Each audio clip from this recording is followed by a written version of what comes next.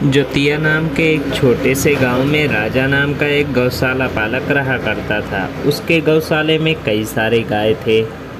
हर रोज राजा अपने गायों को नज़दीक के जंगल में चराने ले जाया करता था। राजा जब बांसुरी छाँव में बैठकर बजाता था तो सारे गांव बहुत खुश होते थे और पेट भरकर चारा खाते थे। सूर्यास्त होते ही राजा और गायों वापस घर आ जाते हैं।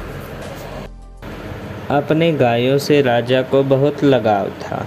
राजा के गायों में से एक गाय का नाम था गुणवती। जैसा नाम वैसे ही उसके गुण।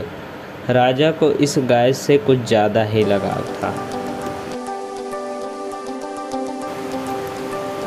एक दिन गुणवती को एक बछड़ा हुआ। बछड़े को देखकर राजा बहुत खुश हुआ। अपने बच्चे को गुणवती बहुत लाड़ प्यार से दूध पिलाया करती थी।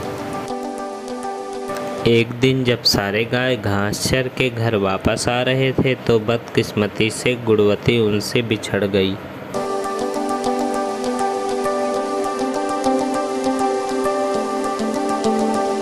वो बेचारी अकेली जंगल में डर डर के गुजरने लगी। अचानक से उसके सामने एक शेर आ गया। कांपते कांपते गुणवती वहां से भागने लगी और शेर भी उसके पीछे पीछे भागने लगा। कुछ दूर भागने के बाद बीच राह में एक तालाब आ पड़ा तो बेचारी गुणवती वहां रुक गई। शेर ने कहा, क्यों गुणवती, क्यों रुक गई? पानी को देखकर डर गई या थक गई? तुम सोच रही हो तुम्हारा नाम मुझे कैसे पता? मुझे तुम्हारे बारे में सब कुछ पता है। मैं तुम लोगों पे कई दिनों से नज़र रख रहा था। मैं मौके के ताक में था।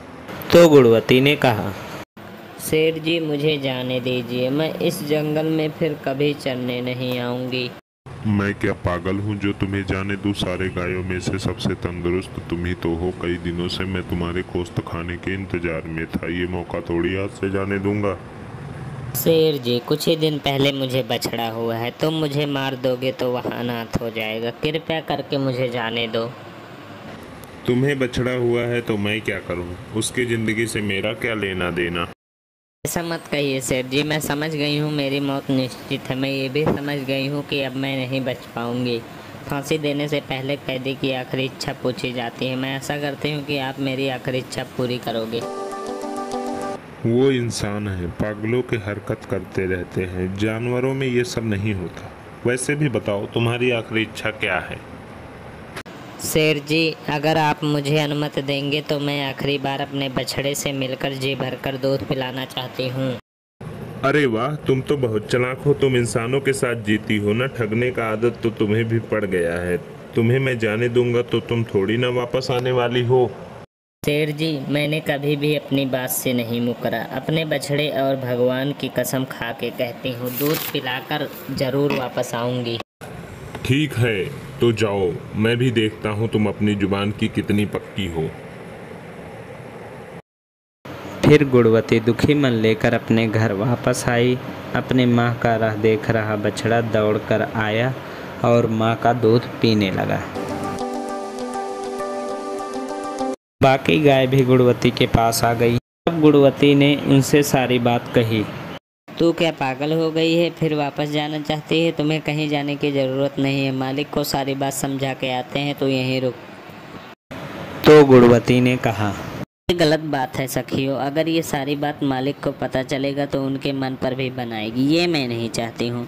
अपने बात से मुकरना गलत बात है। बेचारा शेर भूखे पेट से मेरा इंतजार कर रहा होगा। मैं उसे ठगना नहीं चाहती। मैं आशा करती हूँ कि मेरे जाने के बाद मेरे बछड़े को अपने बछड़े की तरह पालोगे। तब बछड़ा रोने लगा। माँ माँ मत जाओ माँ, तुम्हारे बिना मैं नहीं रह पाऊँगा। तुम नहीं रहोगी तो मुझे दूध कौन पिलाएगा? कहानियाँ कौन सुनाएगा? मैं किसके पास सोऊंगा? माँ मत जाओ माँ, वो कहने लगा। तो गुणवती ने कहा, देखो बेटा, आज से ये तुम्हारी सारी माँ है। मेरे बारे में भूल जाओ। ज़्यादा शैतानी मत करना, अच्छे बच्चों की तरह रहना। अब मैं चलती हूँ। थोड़ी दूर जाकर रुककर उसने मुड़कर अपने बच्चे की तरफ देखा। सारे गाय उसे दुख भरी नज़रों से देख रहे थे। फिर गुणवती वहाँ से चली गई। जंगल में वह शेर की गुफा के पास आ पहुँची। शेर जी, मैं आ गई हूँ, माफ़ करना, आने में थोड़ी देरी हुई, मुझे माफ़ कर दीजिए। मैंने काफ़ी देर आपको भूखा रखा, ये मुझे खाकर अपनी भूख मिटा लीजिए। गुणवती की बात सुनकर शेर गुफा से बाहर आया और कहा, तुम्हारी ईमानदारी देखकर मैं चौंक गया हूँ। इंसानों के बीच रहकर भी इतनी ईमानदारी। तुम जैसे ईमानदार और सत्यवादी को मार कर खाऊंगा तो इस जंगल में मुझसे बड़ा पापी और कोई नहीं होगा। मुझे पाप का बोझ नहीं चाहिए। आज से तुम और मैं दोस्त हुए। तुम और तुम्हारे बाकी साथी गायों को इस जंगल में बाकी जानवरों से मैं रक्षा करूंगा। तुम लोग इस जंगल में आज़ादी से जहाँ चाहे वहाँ चरना। जाओ, जाके अपने बच्चे का देखभाल करो। तब गुणवती बहुत खुश होकर वापस चली गई। गुणवती को वापस आते हुए देख सारे गाय बहुत खुश हुए। इसके बाद गुणवती अपने बछड़े के साथ खुशी खुशी रहने लगी। तो दोस्तों, ईमानदारी हमारा धर्म है। ईमानदार का ईमानदारी ही उसका रक्षक होता है। वीडियो देखने के लिए धन्यवाद। अगर अभी तक हमारे YouTube channel best moral stories को सब्सक्राइब नहीं किया तो प्लीज़ सब्सक्राइब ज़रूर कर दें। धन्यवाद।